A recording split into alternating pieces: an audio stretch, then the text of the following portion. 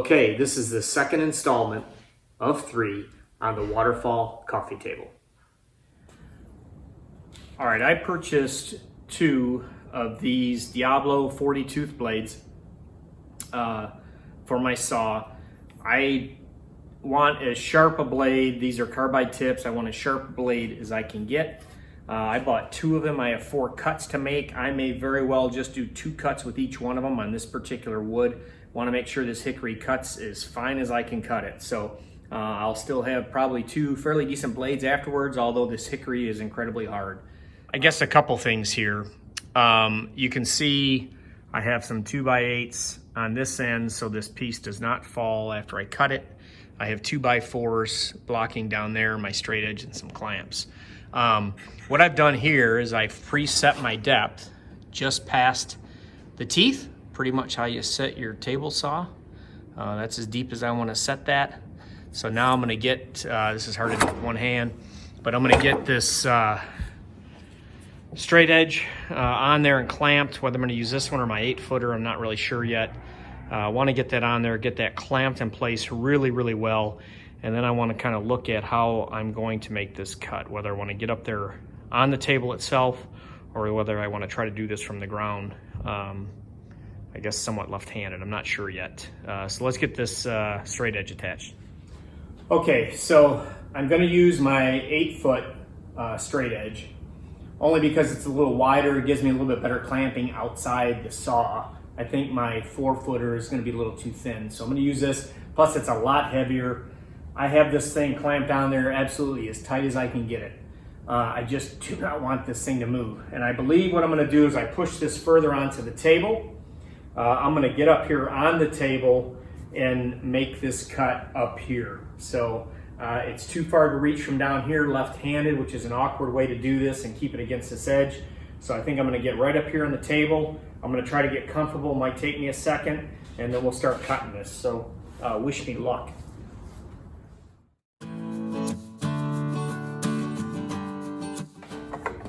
All right, let's see how this looks.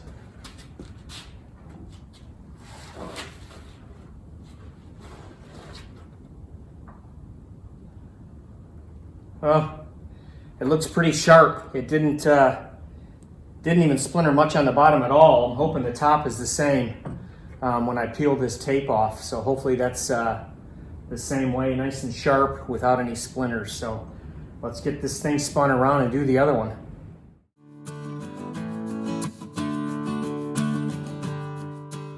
All right, so I got to tell you, and I'm not sponsored by Diablo, I'm not sponsored by anybody, but I was very impressed with, in fact, I'm getting my arms off this because it's so sharp, very impressed with this blade. I bought the 2 of them, as I mentioned. I used the same one. Actually, on the 3rd cut, 4th cut, it went through like it did on the 1st cut, so I haven't even touched this blade yet. I'll share the link to these down below. I happen to get them on Amazon. I know Home Depot and stuff sells Diablo. I don't know who else sells it, but I was very happy with the way these things cut. This thing is a very sharp edge, especially on this hickory, you know, because it's kind of grainy. A little splintery here, but I've got the camera down because I'm going to set this blade down. I'm going to grab this one piece and just show you how the grain carries, and hopefully if I can get this thing put on correctly, how this will waterfall down each side. So I'll show it from this angle, then I'll move the phone and I'll show you on the other side.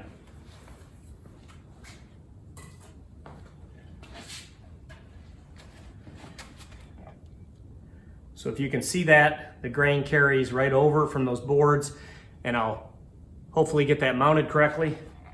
Let's move this and I'll show you from this angle a little bit as best I can. I'll try to hold this in place as good as I can. I need to get this cut to length too. That's what I'm going to do next. I'll put it on the table saw. I'm going to run the sharp edge along my fence and cut this off to the length that I need it. But essentially, you get the idea. Beautiful wood. All right, so I have these cut. I cut these off at about 15 inches top to bottom. The box is going to be just a little taller than that. I think overall the table is going to be right around 16 inches or so off the carpet. So right now I just have a whole lot of sanding to do. I'll do some biscuits soon to join these. Then we'll get some glue ups going, which again scares the crap out of me because I've never done this. And we'll see how well we can get these things together. We got to get that box made that this is all going to sit on. And I'm probably going to do that before I do the glue up because I may use the box to aid me in some of my clamping. So I'm going to drip some epoxy in that one spot, let that dry, and then I'll cover it with a cup so I'm not getting dust in it, and I'll get to work on sanding these two end pieces. So we're going to start with a 120. I got to get all the grooves and everything sanded out of this real nice. So here we go, lots of sanding.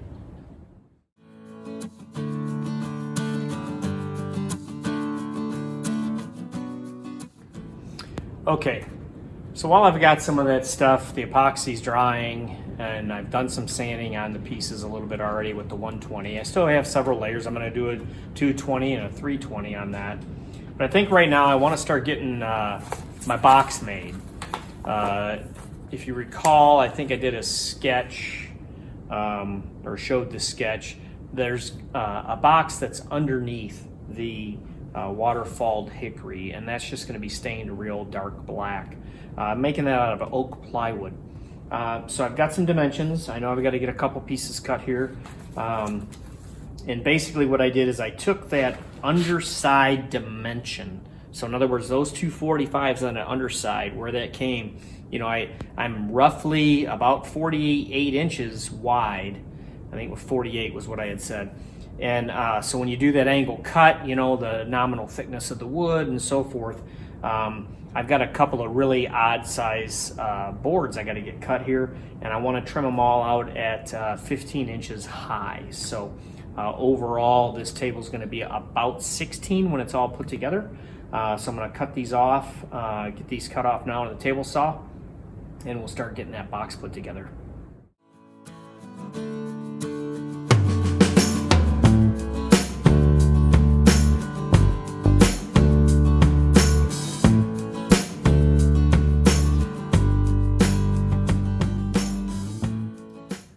Okay, so a little thing I like to do, I'm going to put this box together. A little thing I like to do is cut interior blocks for the corners and screw from the inside, as opposed to like shooting some finish nails or some brads or something on this edge and having to fill those holes. So I like to fasten everything from the inside with some glue. So I had a few pieces of maple. I ended up with one piece of poplar. Not that it matters, everything's going to be in the inside. I cut these off at about 1 5/8, and I countersunk my holes and pre-drilled them so I'm not splitting all this stuff. Countersunk my holes about 5/8 of an inch. So leaves me about 1 inch I go through. So I'm going to wind up with just under 5/8 or so that goes into this 3/4 inch material from the inside. So I'm going to get these glued up, and I'm going to butt these against the bottom side. I cut them 3/4 of an inch shy on top because I'm going to put a piece of 3/4 inch plywood on the inside of this box and fasten that down. And then I'm going to fasten screws from the underside of that into the hickory when I get that far along. And then we'll be able to do the same thing on the sides and clamp those together as I glue them and biscuit them, try to keep those waterfalls and those 45s really nice. So I'm going to get these glued up. I'll use this on as a spacer if I need it. I'm trying to think. This is a short side. It's not an exact square. So I'm going to butt this up to this side. Actually, I won't need the spacer. So if I keep this tight to this edge, I'll be good. And I'm using 1 5/8 inch screws if I didn't say that.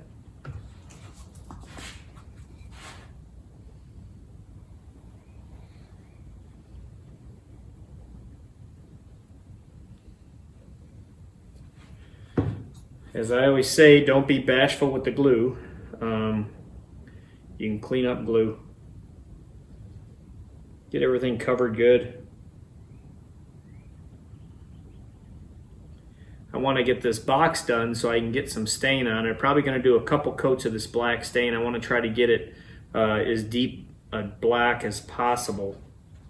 We didn't want to paint it. Okay, got to make sure also as you glue this up that you're, like I said, I drilled in 2 sides, that your inside countersinks are facing inside the box. If you do it the other way, you're gonna have a hard time putting your screws in. So I'm gonna get this pretty close to the edge, get some of the squeeze out to happen. I'm gonna get this clamped in place before I screw it.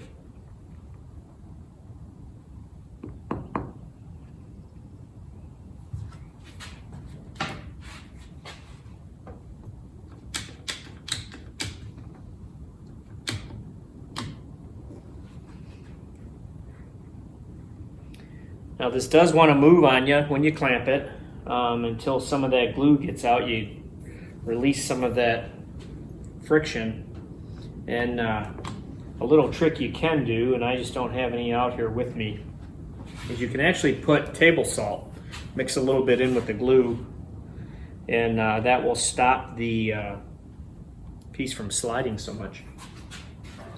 Get the glue wiped off. Basically, that's what it looks like. I'll do this on both ends, and then we'll screw this to the long sides. Okay, now as you're putting this one on, if you recall, I spun this board around. So I butted it to the bottom side on this end. Need to make sure I'm butting it to the top side on this end, that it's the bottom of the board, if that makes sense. Can't say that I've never done that before. That's why I'm pointing it out to you.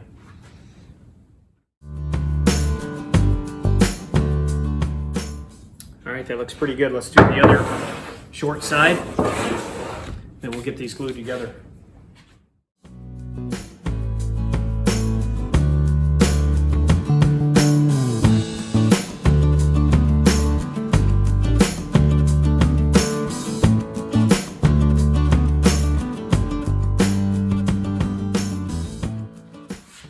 Now I'm going to set this as it is on the ground to do the top plate.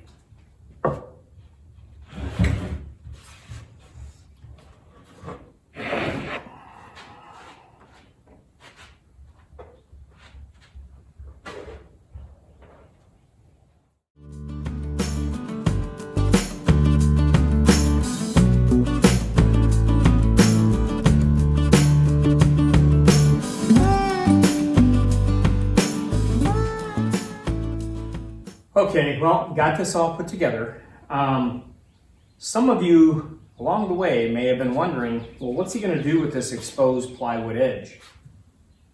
The reason I did not miter these and put these together in the corners is because once I do my waterfall is only going to be off of this, off the bottom, by about 3/4 of an inch or so. We are going to happen to set this table on carpet. I don't believe you're going to see that edge at all. Obviously, I'm going to do some sanding. If I got to do a little filling there, if there happens to be a void right by that bottom 3/4 inch or so, I will. But like everything else right now, we got a lot of sanding to do. I'll drop a top in here and get this thing stained. Then we'll work on fitting the tops, biscuits and things to go. Still quite a bit to do, but coming along. All right, so you see behind me, I made some cross bracing that I'm gonna go ahead and put in the box that I made. I think I want, as I'm looking at the box, looks like a pretty good spans. Not that I don't think the Hickory will span it, but you know, I think like our current coffee table that's in our living room, we have grandkids that get on it, stuff like that. I wanna make this a little bit more bulletproof, if you will. So gonna mount those on there, same block method that I put the box together with. So we'll get those screwed onto the sides there and screwed onto the sides there. Everything from the inside screwed and glued so you don't see any exposed hardware. The other thing I wanted to mention to you is I did cut out these little 2" by 2", 1/2 inch thick, just out of some scrap feet. Just kind of rounded them over on the sanding wheel. When I'm done with the table, I'm going to take these, I'm going to actually mount these to the underside of the blocks that are in the corners of that box. Reason being is right now, I'll turn the camera just so we can speak to this a little bit. If you recall, you've got this big long spans. I think I mentioned to you guys that we're going to set this on carpet. Odds are on carpet, this would be fine.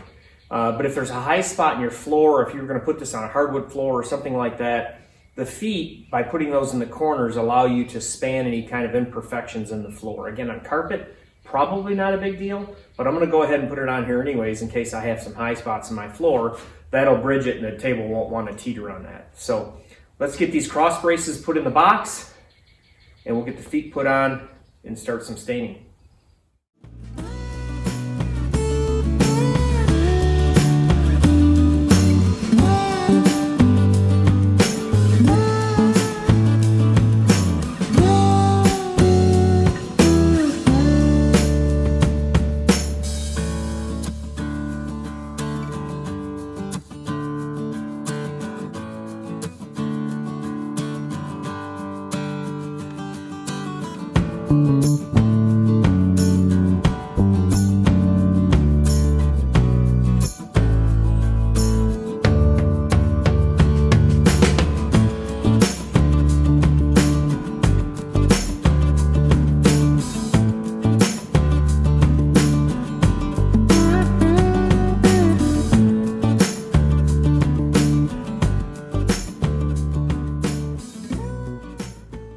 Okay, well, I want to get this as black as we can get it with this stain, so I'm going to let this sit a while, and then I'll wipe it off with a rag. If you recall, on the ends, the only reason I did not do the whole side is because you're only going to see about the bottom 3/4 inches, so I figured there's no need staining it. Plus, I want to get glue and get a good adhesion on that without having the oil-based stain. So, I'm going to let this sit for a while, then I'll get it wiped off.